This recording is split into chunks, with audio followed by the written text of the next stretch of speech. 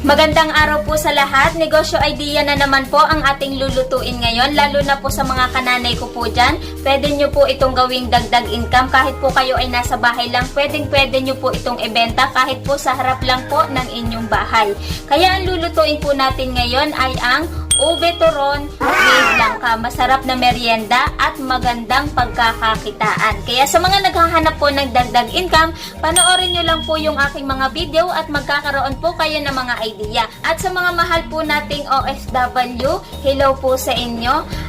Dagdag recipe po at dagdag idea. Alam ko po kasi na meron pong OFW na merong gusto na po na mag for good dito sa Pilipinas para kasama po nila yung kanilang pamilya. Sana po yung aking mga video ay makatulong po sa inyo. At panoorin nyo po hanggang huli dahil sa huli po meron po tayong costing kung magkano yung ating naging puhunan at kung may tutubuin nga po ba tayo at kung magkano. Kaya sa mga hindi pa po nagsusubscribe, mag-subscribe na po kayo at huwag nyo din pong kalimutan pindutin yung bell upang updated po kayo pag may upload po ako. Kaya kung interesado po kayo sa video na ito, samahan nyo po ako at sabayan ako sa aking pagluluto.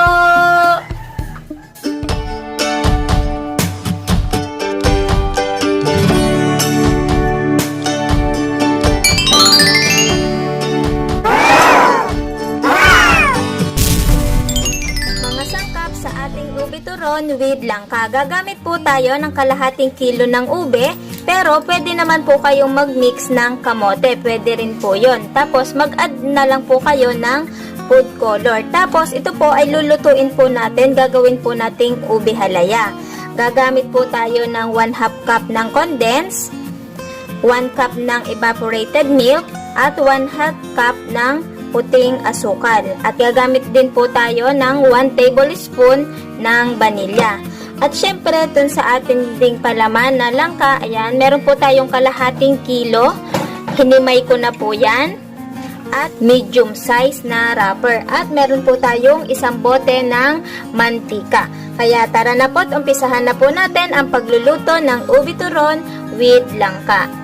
Ngayon po ay lulutuin na po natin yung ating ube halaya para po dun sa ating gagawing turon. Binelender ko na po ito, hindi ko na po pinakita sa inyo, pero may full video po tayo dyan.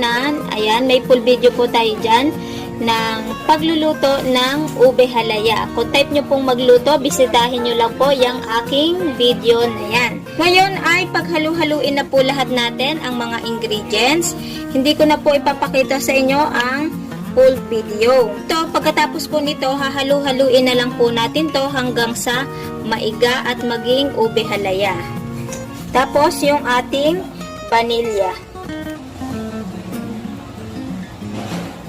Pagkatapos po ay halu-haluin na lang po natin to hanggang sa maging ube halaya. Umpisahan na po natin ang paghahalo. Okay na po yung ating ube halaya. Saglit ko lang po itong niluto. Yan, pinaiga lang po natin. Tapos, palalamigin na lang po natin to at gagawin na po nating turon. Balik po tayo mamaya. Ngayon po tayo po ay mag-uumpisa na. Magbabalot na po tayo ng ating ube turon. Ito po yon. Ang gagamitin ko pong panukat ay 1 tablespoon. 2 kutsara po ang ating ilalagay na sukat dito. Pero depende pa rin po sa inyo kung anong panukat po yung inyong gagamitin. Pero pwede rin naman pong gramuhan. Basta mas maganda po kung gagawin nyo pong paninda, kailangan po pantay-pantay po yung laki niya. Ang gagawin ko po ay, yung laki po nito ay pang 10 pesos. Pero yung presyo, depende pa rin po sa inyo kung magkano po yung ipepresyo ninyo. Tapos palamanan lang po natin sa gitna. Tapos, irorolyo. Kung nagtitinda na po kayo ng turon, ito po pwede nyo pong idagdag doon. Dahil yung paglulutuan nyo po ng turon, pwedeng doon nyo na din po ito lutuin. Isang lutuan na lang po yung inyong gagamitin. Yan, tapos basahin nyo lang po ng tubig para po dumikit yung dulo.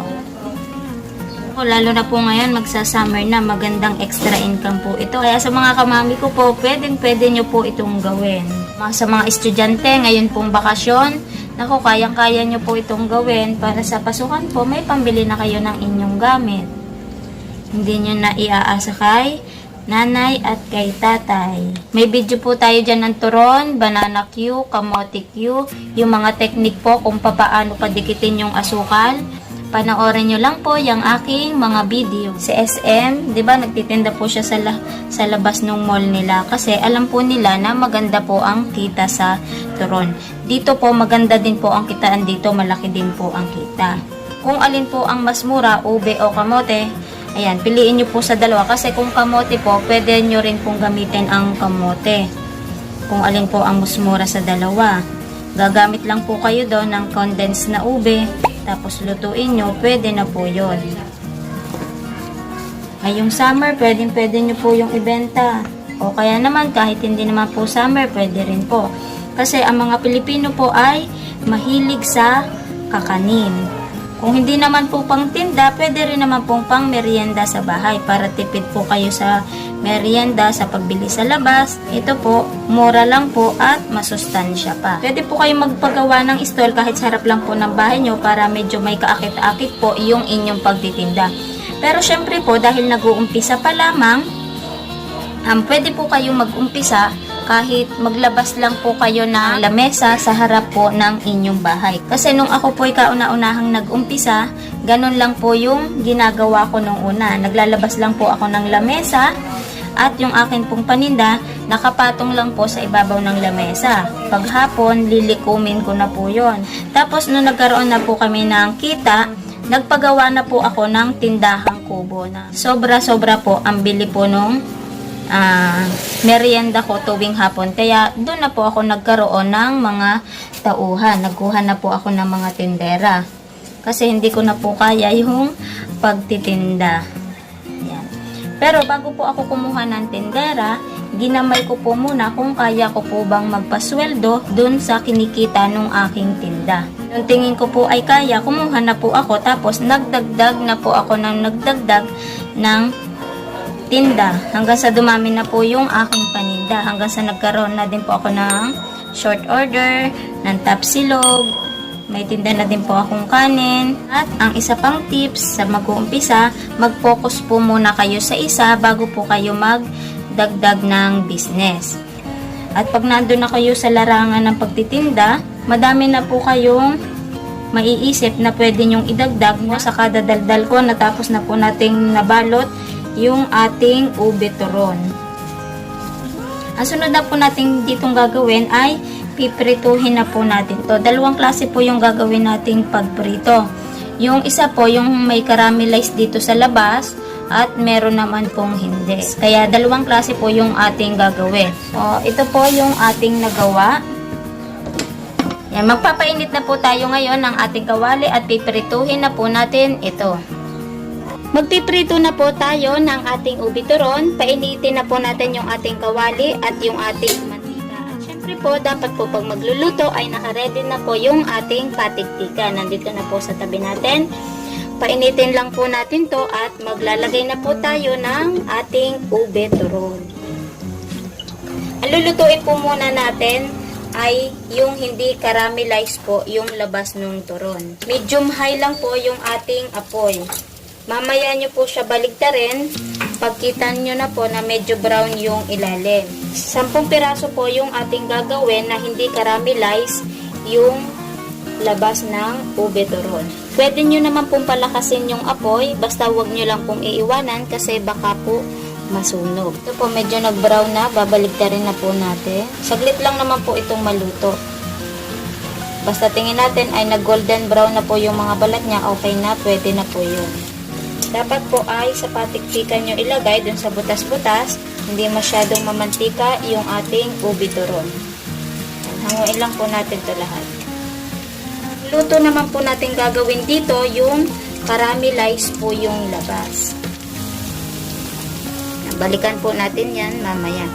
Nabaliktad na po natin yung ating ube turon at medyo nag-brown na. Pwede na po tayong maglagay ng asukal. Luto na po parehas yung balat niya. Ito po, iintayin na lang po natin mag-caramelize at hahanguin na po natin. Yung dami po ng asukal, depende na po sa inyo. Okay na po yung ating ube turon. Nag-caramelize na po. Hanguin na po natin. Yan, tapos na po tayo sa ating pagluto ng ube turon. Ipakita ko lang po sa inyo lahat yung ating nagawa. Inilagay ko po siya sa bilao. Ayan. Tapos meron na po akong kinakain. Nauna na po ako. Tikman ko lang po. Ipaano ko sa inyo kung anong lasa nung ating ginawa. Sa unang kagat, may tamis na siyang kaunti. Habang inumuya, nalalasa na po yung ube halaya niya. Masarap. At masarap din po itong kaulam sa kape. Hindi po siya ganun katamisan. Kaya dun sa ayaw po ng masyadong matamis, panamang-panama po itong ating timpla na ito. Hindi ganun katamis, hindi ganun katabang, saktong-sakto lang po. Habang inunguya, at sa huli, naandun pa yung lasa ng ube halaya na may lasang gatas. Yung lasa po ng langka natin, malalasahan din po. Ayan, nakakadagdag ng tamis dun sa ating ube turon. Pag kagat nyo at may kasamang langka, dumadagdag siya ng tamis na masarap yung lasa po niya. Kahit sa harap lang po ito ng bahay nyo, pwede nyo pong itinda. Sobrang bilis lang pong gawin. Hindi ganun katrabaho. Kayang-kaya nyo po ito.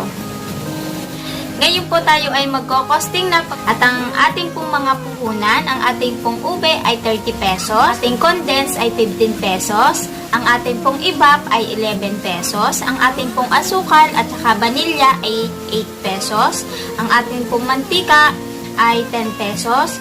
Hindi ko na po siya tinuos ng isang bote dahil hindi naman po siya naubos, madami pa pong natira. Ating pong langka ay 15 pesos, hindi rin po siya naubos. Ating pong wrapper ay 12 pesos at ang ating pong pagluluto sa gasol at saglit po na pagbe-blender ay 30 pesos. Kaya ang total niya po lahat ay 131 pesos. Malaman po natin kung magkano nga po ba ang puhunan natin sa isang produkto. Yung ating pong expenses na 131 pesos, i-divide po natin dun sa ating nagawa na 21 pieces. Ang equals po nun, ang puhunan po natin kada isa ay 6.23. Ngayon, ito po ay ibebenta natin ng 10 pesos ang isa. 10 pesos times 21, tayo po ay makakabenta ng 210 pesos. Tapos, i-minus po natin yung ating 131 pesos equals 79 pesos po ang ating tutubuin dito. Mas maganda po kung mapapalakas po ninyo para mas lumaki pa po yung ating tubo. Ilagay nyo lang po sa bilao, mabibili na po yon. At syempre, para mas maganda pong tingnan, pag take out po yung bibilhin, pwede nyo pong ilagay dito sa supot. Pwede naman pong nakalagay na lang siya dito. Yan. Ito po yung ginagawa ko dati. Pag biglang naubusan po ako ng supot, kumukuha lang po ako sa likod ng bahay namin. May mga sagingan na po doon. Tapos, nilalagay ko lang po siya dito. Hindi ko po siya dinadirect mismo sa plastic. Tapos, ilagay nyo lang po siya sa bilao para maganda pong tingnan ang inyong ube turon. Kung magtapos ang video na ito, sana po ako'y nakatulong sa inyo at nagkaroon po kayo ng dagdag idea na pwede palang magtinda kahit nasa bahay po lamang at sa harapan po ng bahay nyo o ng garahe po ninyo. Kasi ako po no, nagtitinda lang po ako sa harap ng bahay. Yung garahe po nung harap ng bahay namin, ginawa ko po siyang tindahan ng mga merienda. At sa aking mga taga-subaybay po, maraming pong salamat sa inyo at sana po kayo ay patuloy pang madagdagan. Maraming pong salamat sa inyong lahat. Bye-bye! Kita-kita po tayo ulit sa aking next video!